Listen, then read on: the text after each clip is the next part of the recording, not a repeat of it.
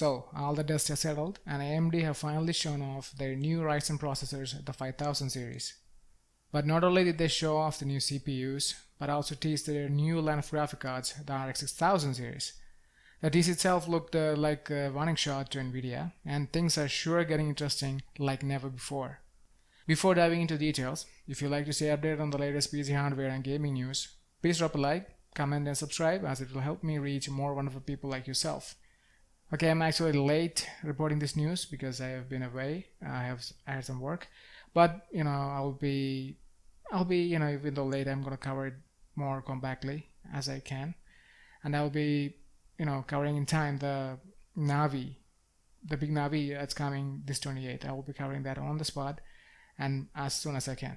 First, we will take a look at Ryzen and then move on to the juicy big Navi review. Even though they had their upper hand in software and productivity side, AMD could never beat Intel in gaming.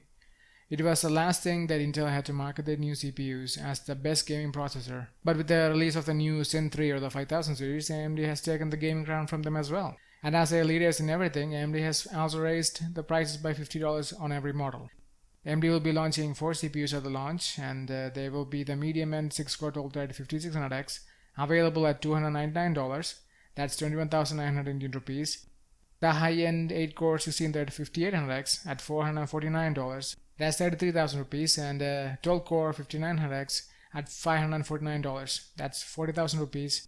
And the biggest one, the 16-core 5950X at $799 and at 58,500 rupees respectively. The Indian prices are without adding taxes. Keep that in mind. So what kind of performance increases they are offering? Well, the new 5000 series are 19% faster on IPC performance and 2.4 times faster in performance given for the amount of current used compared to the last gen Ryzen, that is the 3000 series, and almost 3 times more power efficient than the Intel i9 10900K. That will suck a lot of power from your PSU. That's like a 250 watts or something. Talking about the power usage, the 5600X uses 35 watts lesser than the old 3600X, which it will be replacing. All the other models use 105 watts of power. Lower power usage is extremely welcome, and to think that they got 19% better performance with the same 7nm node, which was also used in the 3000 series, is seriously impressive. The 5950X is the fastest gaming processor on the planet, with a single-core Cine-based R20 score of 640 points, with the 5900X on the second place with 631 points. Even the 6-core medium and 5600X is faster than an i9 10900K, which is the best gaming processor from Intel on single-core performance. With 2 times less memory latency and a unified cache system, Ryzen is now the only processor you need. Even if you're a gamer, doing professional workloads, content creation, it's all you need.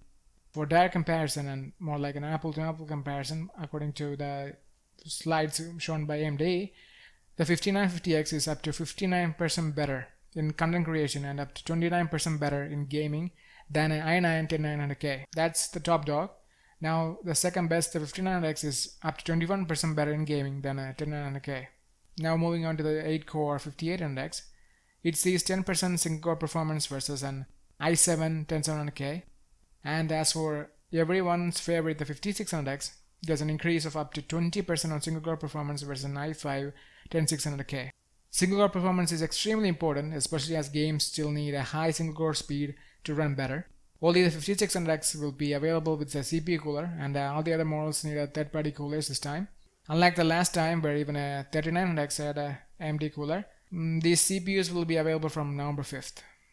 Also, it's pretty important to keep in mind that if you're planning to buy any 5000 Ryzen processor, you can only use it with the 500 series motherboard, at least until January 2021. So all the B450 X470 owners will have to get a BIOS update at the end of January before buying one. Otherwise, it won't be supported. Even if you have a X570 board, it's important to update your motherboard BIOS to at least AGISA 1.0.8.0 version for new CPUs to work. Okay, so that's extremely important. Keep that in mind. Even though the price increase for the 6-core 5600X is a bit concerning, things should open up more as they launch the non-X versions like the normal 5600 or the rumored 5700. So if you feel the new 5000 series Ryzen is expensive, you can still go for the now old 3000 series, which are still excellent performance in gaming and all-around performers. You can buy that and at a lower price, and there are many options for you now. And now for the interesting part, and now to the graphic card from AMD, the Big Navi news. To everyone's surprise, at the end of the Ryzen announcement, Lisa Su, the CEO of AMD, whipped out an unnamed triple fan RX 6000 series graphics card and also shared a few 4K benchmark scores. The three benchmarks shown off were Borderlands 3, Call of Duty Modern Warfare, and Gears 5. Their choice in games is extremely interesting, but we will get into that in a bit. So assuming this is the best card coming from AMD this year, the so-called Big Navi, when comparing the results of the benchmark shown, it's 5 to 10% slower than a Nvidia 3080, but it was fast enough to game over at 60 FPS at ultra settings on 4K. After the little tease, many gamers concluded that this is the best that AMD can still do, and Nvidia had still the top performing card with the RTX 3080. But looks can be deceiving, and remember when I talked about the games used for benchmarking? Firstly, the game Borderlands 3 is extremely optimized for Nvidia, Modern Warfare does better on AMD graphic cards, and the Gears 5 is a well-optimized game that runs similar on both cards. So when you're trying to get a hype for the release that's coming up, why would anyone choose games where you are getting the same or worse performance when compared to your competitor, which is Nvidia? The performance actually makes a 3080 look better, so why would they do that? And more than that, with an RX 6000 series announcement even coming this October 28th, why would they show off their top card in a 1-minute teaser at the end of the Ryzen CPU announcement? So if that's it, what's left for them to show at the GPU event? Well, as for me, I think this is not the best GPU from AMD, and a bigger graphics card like a 6900 XT is coming, which will perform on par or like what we saw here. Faster than a 3080, but slower, like a 5% than a 3090, the big fucking GPU from Nvidia. The use of Borderlands, an Nvidia-centric title, shows AMD's confidence in the new graphic cards, and this teaser was indeed a warning for Nvidia.